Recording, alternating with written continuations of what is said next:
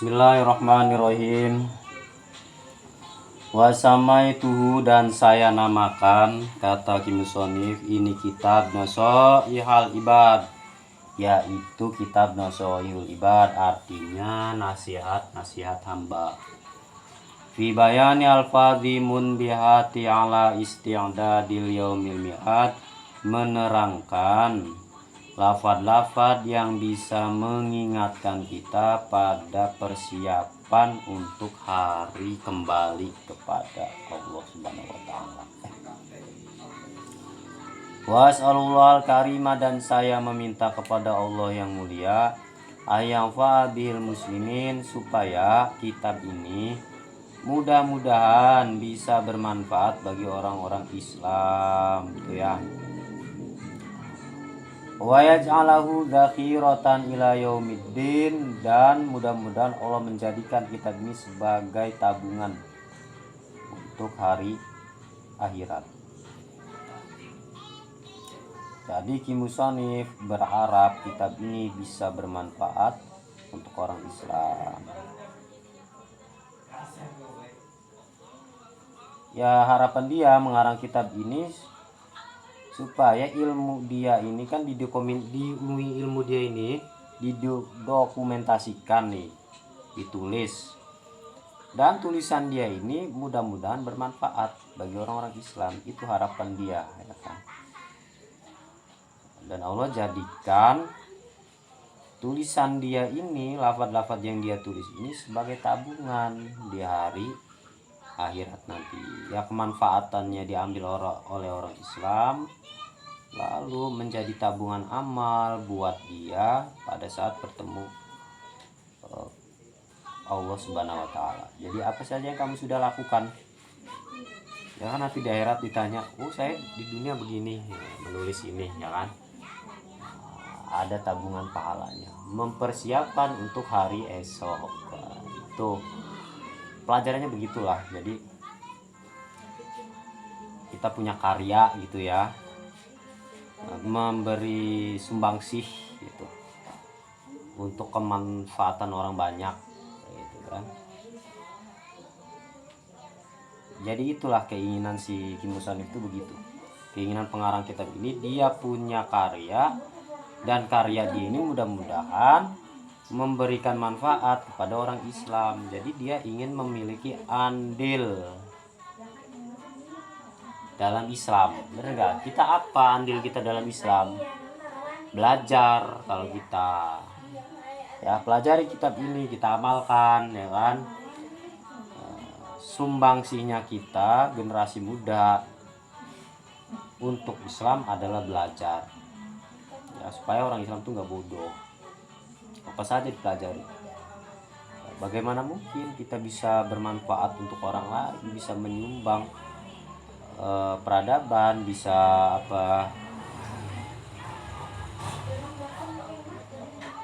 ikut andil gitu kan dalam kebaikan, kalau kitanya tidak belajar. Bismillahirrahmanirrahim. Dengan menyebut nama Allah yang Maha Pengasih lagi Maha Penyayang. Wa tusannu inda ibtidai kulli umurin ghairu muhqiratin. Disunahkan membaca bismillah itu ketika memulai semua urusan itu disunahkan, mau urusan apapun membaca bismillah, perkara apapun dimulai dengan bismillah. Ghairu muhqiratin, selain perkara yang jelek. Mau maksiat bismillah, masa nggak boleh. Dalam WC bismillah, yang nggak boleh. Perkara-perkara yang buruk atau perkara yang di tempat yang tidak pantas itu tidak boleh bismillah. Kalau semua perkara itu sesuatu yang baik, maka disunahkan bismillah. Kullu amri dibalin laidau bismillah, bismillahirrahmanirrahim, bahwa segala sesuatu perkara yang baik yang tidak diawali dengan bismillah, maka itu kurang, ainak bisil barokah, itu kurang barokah. Fa in taroka, maka kalau seseorang meninggalkan bismillah fi awwaliya, di dalam permulaan urusan dia, Utia biha, maka didatangkan bismillah itu fi asnaiha, di tengah-tengahnya, di tengah-tengah perkara. Misalnya lagi makan lupa bismillah, maka bismillah di tengah-tengahnya, nggak apa-apa dengan mengucap bismillah fi awwali wa akhiri. Atau kita mengerjakan apa, dandan motor misalkan, lupa bismillah, oh ya udah bismillah pada di tengah bismillah ya awali wa fi awali wa akhiri. Setiap perkara apapun yang itu bukan perkara yang hina, awali dengan bismillah, dengan menyebut nama Allah. Mudah-mudahan dengan bismillah itu apa yang kita kerjakan barokah.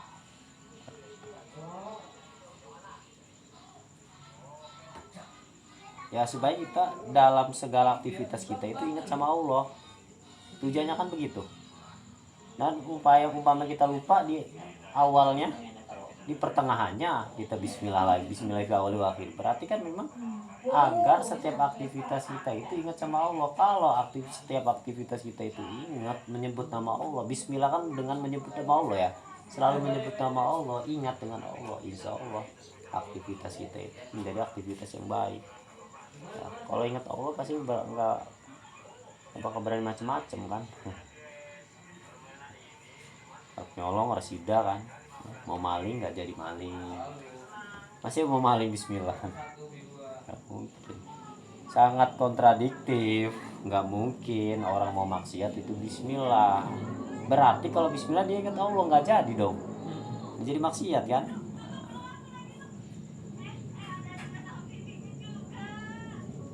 Nggak mungkin orang mau minum minuman keras bismillahirrahmanirrahim, berarti kan ingat Allah. Kalau bismillahirrahmanirrahim, kalau ingat Allah ya dia nggak bakal maksiat. Itu kalau bismillahnya sampai hati ya, kalau di mulut doang ya tetap aja lanjut. Korupsi bismillah kan 271 triliun. Alhamdulillah fi kulli hinin, segala puji syukur bagi Allah di semua waktu ya, puji syukur ai zamanin qalla al-qasura, di setiap waktu baik sedikit atau banyak waktunya, wa uqatin, dan waktu ya, di semua waktu lah pokoknya. Hinin artinya waktu, auqat juga artinya waktu. Jadi atofnya ini atof khos alal am ya, atof lafad yang khusus kepada lafad yang umum ya. Auqat itu pengertiannya azminatun mahdudatun, sekumpulan masa gitu, sekumpulan waktu yang dihitung, maka disebutnya auqat. Jadi auqat itu kumpulan-kumpulan waktu, menit, detik gitu ya, yang dihitung ya, itu namanya auqat. Kalau hin artinya masa, berarti kan nggak tahu, umum aja gitu, nah mencakup semuanya gitu. Kalau auqat kumpulan-kumpulan waktu. Kalau hin masa, masa itu hin ketika ya kan, berarti kan menunjukkan masa gitu kan, menunjukkan waktu.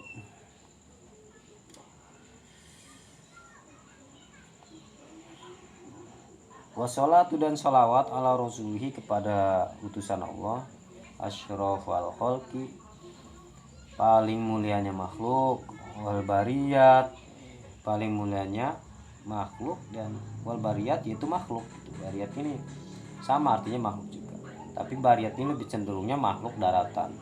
Jadi Nabi ini paling mulianya makhluk, terlebih makhluk yang ada di daratan, bener gak? Ya iya, karena Nabi kan manusia, hidupnya di daratan gitu loh. Hadi, ini kitab munbihati, hadi ini kitab munbihatun alal istidad ilaumil ma'ad, kitab yang dalamnya itu ada lafaz-lafaz yang bisa mengingatkan kita untuk mempersiapkan diri untuk hari akhirat. Wa inna minha, maka sesungguhnya sebagian daripada munbihat itu yang mengingatkan itu, ma yakunu masna, ada dua ya, dua pasang gitu ya, dua makalah, dua kalimat gitu kan, atau dua hadis, dua rangkap berpasangan.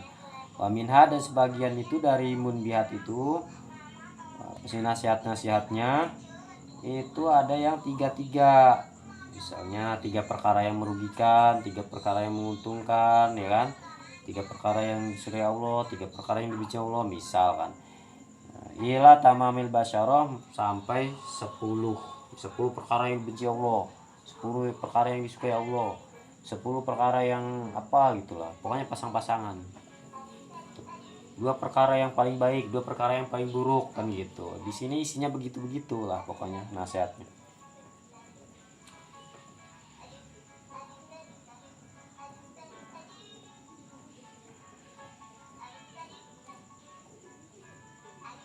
Kita langsung saja ke kaul yang pertama ya, yaitu hadis qudsi.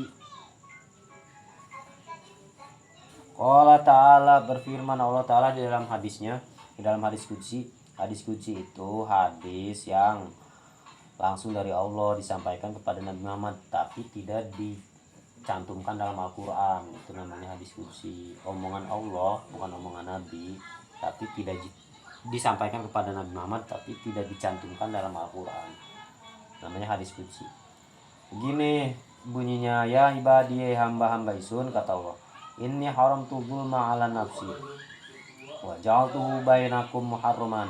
Sesungguhnya saya mengharamkan kejoliman pada diri saya sendiri, dan saya menjadikan kejoliman itu di antara kalian sebagai sesuatu yang diharamkan. Fala tadzalamu, maka janganlah kalian saling menjolimi.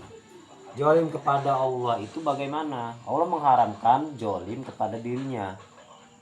Jolim kepada Allah itu apa? Jolim kepada Allah itu menyekutukan Allah, itu sama saja jolim kepada Allah. Inna syirka la zulmun azim. Sesungguhnya syirik itu suatu kejoliman yang besar. Berarti jolim sama Allah itu adalah musyrik.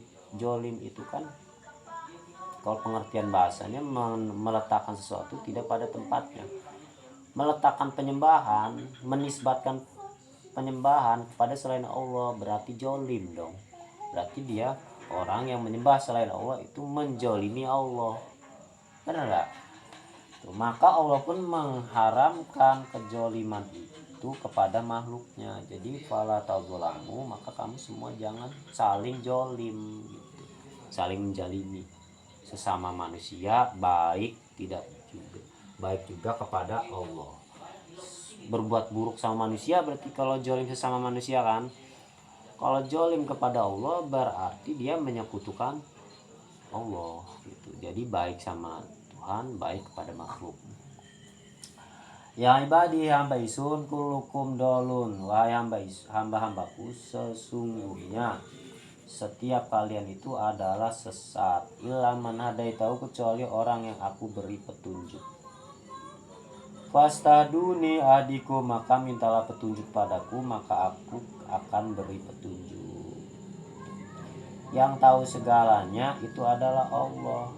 Tanpa petunjuk Allah pasti kita tersesat.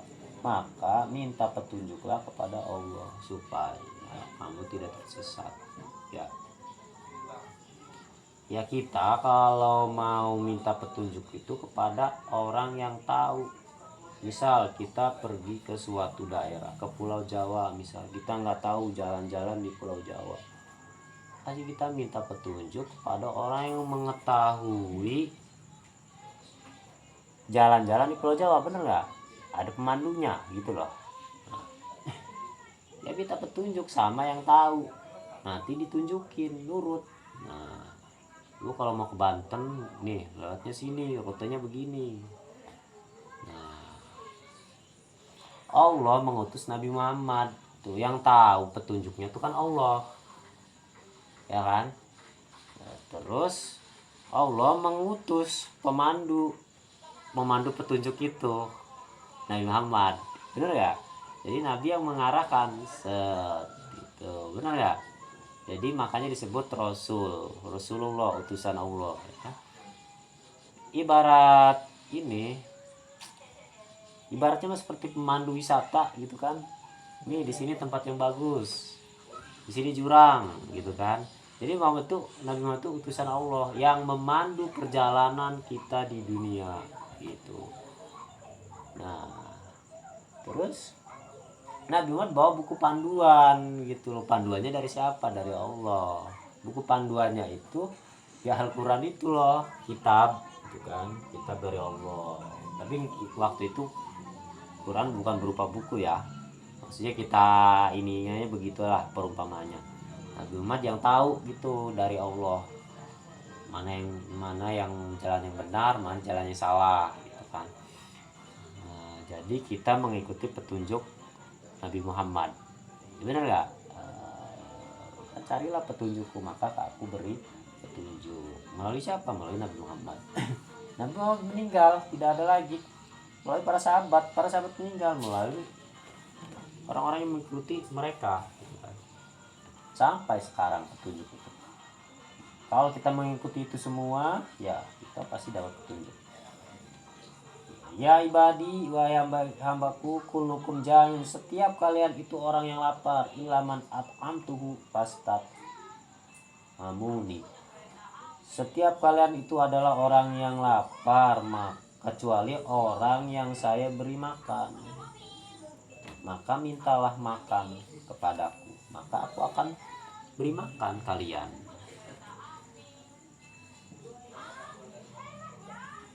Iya, Allah yang memberi rezeki kita semua itu. Setiap kita itu lapar, haus, lapar. Kecuali orang yang Allah kasih makanan. Allah turunkan hujan, ya kan? Hujan itu jadi tanaman. Terus tanaman itu ada makanan pokok segala macam, ya kan? Makanan pokok itu jadi makanan kita. Maka mintanya kepada Allah. Memang kita makan itu kan mungkin kalau orang hidup sama orang tua dari orang tua, atau mungkin kita dari hasil kerja kita secara syar'inya ya, secara syariatnya ya, begitu kan. Tapi pada hakikatnya hidup yang Allah berikan kepada kita itu yang membuat kita ini bisa mencari makan. Benar nggak? Alam semesta ini ciptaan Allah, ya kan? Tenaga yang kita pakai adalah tenaga yang diberikan Allah. Ya kita mencari makan itu ya pakai tenaga Allah. Tapi sama saja kita itu mencari makannya mintanya sama Allah melalui usaha kita. Benar nggak? Kalau kita berpikirannya begitu, berarti kita condongnya ke Allah kan. Kita tidak membanggakan diri kita, tidak mengatakan kita ini siapa gitu kan. Karena kita sadar bahwa alam semesta yang ciptaan Allah, kita milik Allah. Berarti apapun yang kita makan, yang kita ambil itu semuanya milik Allah. Benar nggak? Jadi nggak ada kesombongan nantinya. Ya ibadi wa hambaku kullukum marin, setiap kalian adalah orang yang telanjang, ilaman kasautu was taksauni, kecuali orang yang saya beri pakaian maka carilah pakaianku. Mintalah pakaian kepadaku, aksukum maka aku akan beri kalian pakaian. Iya, kebutuhan manusia selain pangan itu sandang. Ya, sudah kita yakin bahwa yang memberi makanan, yang memberi pakaian itu adalah Allah, benar kan? Karena kita yakin yang memberi makanan dan pakaian itu Allah, maka kita pergi bekerja. Karena kita yakin itu sudah ada, Allah sudah sediakan begitu melimpah sumber daya alam gitu kan. Di situ ada pangan, ada sandang, terus kita cari karena udah pasti ada gitu. Kalau kita nyari kan, misalnya kita pengen nyari sesuatu tapi sesuatu itu belum tentu ada, gimana? Semangat nggak nyarinya? Enggak lah. Kalau sumber daya alam nih, dalam semesta ini ciptaan Allah, kan udah pasti ada tuh makanan dan pakaian tuh udah pasti ada. Terus kita cari kan, mencari sesuatu yang sudah pasti ada gitu. Tapi kalau tidak kita cari, walaupun Allah sudah menyediakan pakaian dan makanan, ya nggak bakal bisa kita temuin. Kan Allah udah sediain tuh, maka kita cari. Itu loh maksudnya. Kalimatnya sih memang langsung ke Allah kan. Itu ada hubungan kausalitas sebab akibat ya. Bukannya oh berarti yang ngasih pakaian Allah, yang ngasih makanan Allah, ya udahlah kita nggak usah nyari lagi, santai aja di rumah, leha-leha main HP guling-guling, nggak gitu. Karena kamu tahu itu tuh sudah ada, udah disediakan sama Allah, makanan dan sandang itu sudah disediakan sama Allah. Ya kamu cari, kamu ambil tuh. Ngambilnya gimana caranya? Ya kamu kerja gitu. Kan udah disediain. Tapi kalau udah disediain makanan nih sama pakaian sama kitanya nggak nyari, ya nggak dapet lah. Kan gitu ya. Kayak kemarin Nabi Musa ini. Ya ibadi wahai hambaku, innakum sesungguhnya kalian semua tukhti'una billaili wan nahar. Kalian semua tuh selalu berbuat salah di malam dan siang hari. Wa naghfiru dzunub, dan saya Maha pengampun dosa. Saya mengampuni dosa kata Allah. Jami'an semuanya. Allah tuh tahu.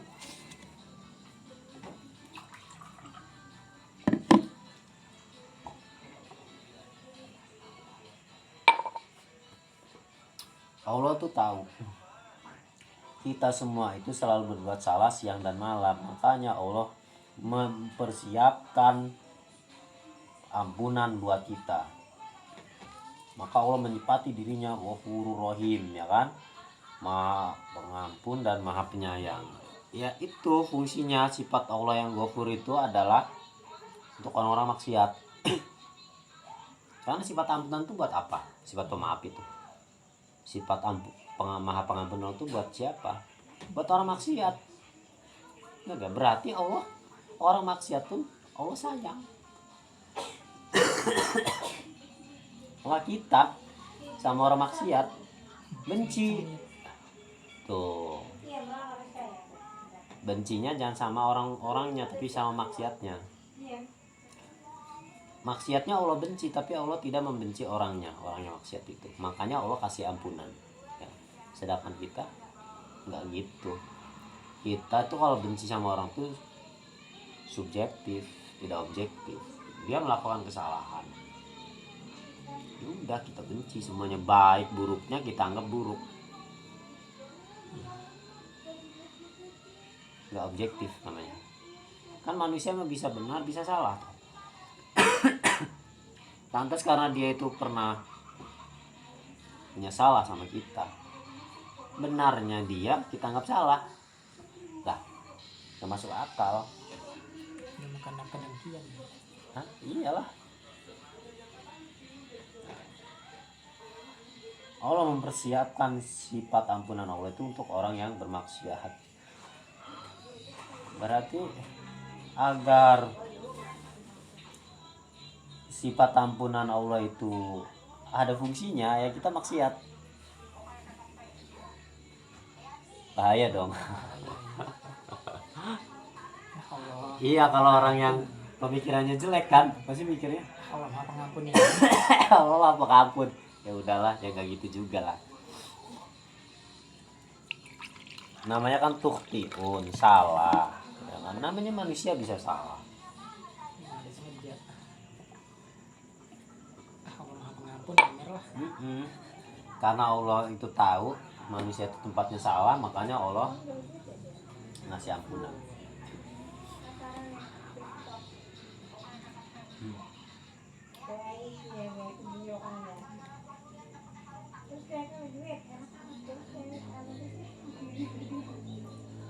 Fastaghfiruni aghfir lakum, maka mintalah ampunan kepadaku maka aku ampuni kalian.